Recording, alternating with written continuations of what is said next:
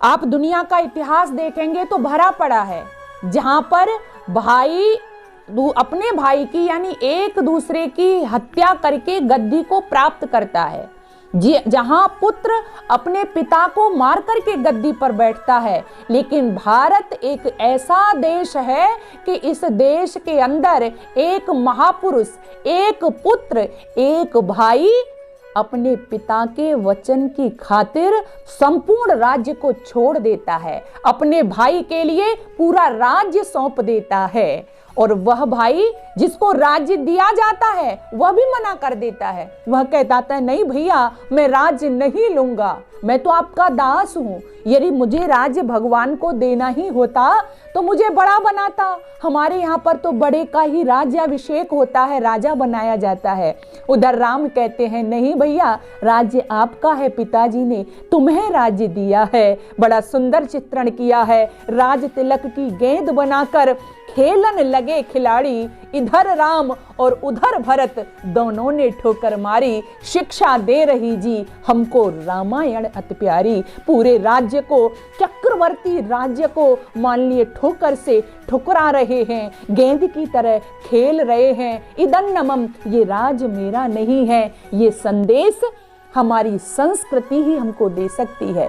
ये संदेश हमारे भारतवर्ष में ही हमको मिल सकता है। और मेरे राम का, मैंने कहा ना, उनका जीवन तो पदे पदे पर हमको प्रेरणा देता है। जिस समय देखिए आज एक दूसरे का राज्य हड़पना चाहते हैं, स्थापित करना चाहते हैं, जमीन पर कब्जा करना चाहते हैं, एक दूसरे के देश पर आक्रमण करने के लिए तत्पर हैं। लेकिन मेरी राम के जीवन का वह पक्ष भी देखिए, जिस समय लंका को जीत लिया और लंका को जीत करके न अपने भाई को राजा बनाया, न स्वयं राजा बने, बल्कि लंका का राजा विभीषण को बनाया। न अपने राज्य में लंका को मिलाया, न अपना कोई भाई वहां पर बिठाया, विभीषण का राज्य तिलक किया। और जब राम से लक्ष्मण संवाद कर रहे हैं, बातचीत कर रहे हैं, और बातचीत में जब भाई लक्ष्मण ने लंका की कुछ प्रशंसा की, तो देखिए मेरे राम का अपनी मातृभूमि से प्रेम हमको बड़ी सीख देता है। उस समय मेरे राम कहते हैं, लक्ष्मण नमे रोचते स्वर्णमयी लंका, मुझे ये सोने की लंका लक्ष्मण अच्छी नहीं लगती है। क्यों नहीं लगती है? क्योंकि जननी जन्म भूमस्य स्वर्गादपि गरीयसी। हे लक्ष्मण, जननी और जन्मभूमि स्वर्ग से भी बढ़कर होती है। कितना उच्च आदर्श है मेरे राम के शब्दों में, कितनी महानता है अपने देश के प्रति, अपनी जननी के प्रति, अपनी मातृशक्ति के प्रति। क्या प्रेम, क्या सुंदर अनूठा संगम है।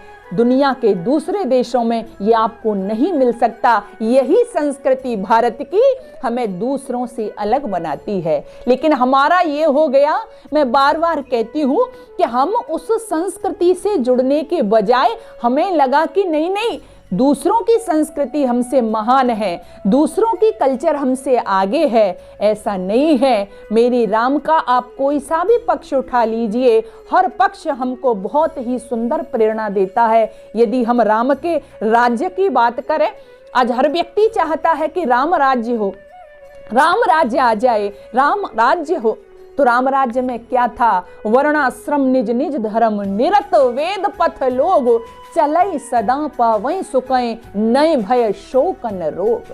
तुलसीदास लिखते हैं कि राम के राज्य में सब क्या था? सब सुखी थे, न किसी को भय था, न किसी को कोई शोक था। सब अपने अपने धर्मों का पालन करते थे, इसलिए राम के राज्य को सभी पसंद करते थे। और भी कुछ कवि ने चंद लाइनों में लिखा कि क्या विशेषता थी राम के राज्य। राम के राज्य को क्यों मुख्य बतलाया गया? राम के राज्य को क्यों मुख्य बतलाया गया? ब्रह्मचारी व्रतधारी निकल गए वन को, माता पिता गुरुओं की सेवा कीनी, माता पिता गुरुओं की सेवा कीनी, बुद्धि को पवित्र किया, शुद्ध किया मन को, ऋषि और मुनियों के यज्ञ की रक्षा करी, ऋषि और मुनियों के यज्ञ की रक्षा करी, निशाचर मिटाए और तैयार हुए रण को, कहता आजाद पुकार के ये बार बार। राम का था जीवन ऐसा, त्याग दिया धन को, मेरे राम का था जीवन ऐसा, त्याग दिया धन को, राम का था जीवन ऐसा, त्याग दिया धन को। वहां धन संपदा प्रॉपर्टी के लिए कोई जगह नहीं थी, वहां पर प्रेम सौहार्द कूट कूट करके भरा हुआ था।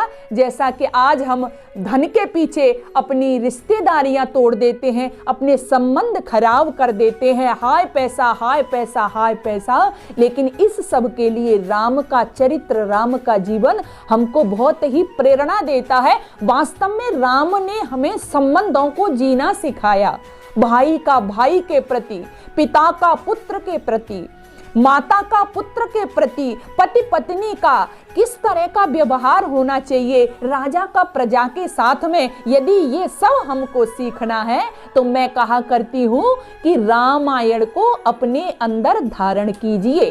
केवल पढ़ने से काम नहीं चलेगा, पाठ करने से काम नहीं चलेगा, पाठ तो करिए ही, लेकिन उसको अपने आचरण में भी उतारिएगा। फिर आप देखिए किस तरह से हमारी समाज में राम राज्य आता है और हमारे घर भी स्वर्ग बनते हैं। बस आवश्यकता इसी बात की है कि हम सही अर्थों में राम के भक्त बने और राम की जय जयकार करने वाले हों, तभी मेरे राम की सही अर्थों में जय होगी।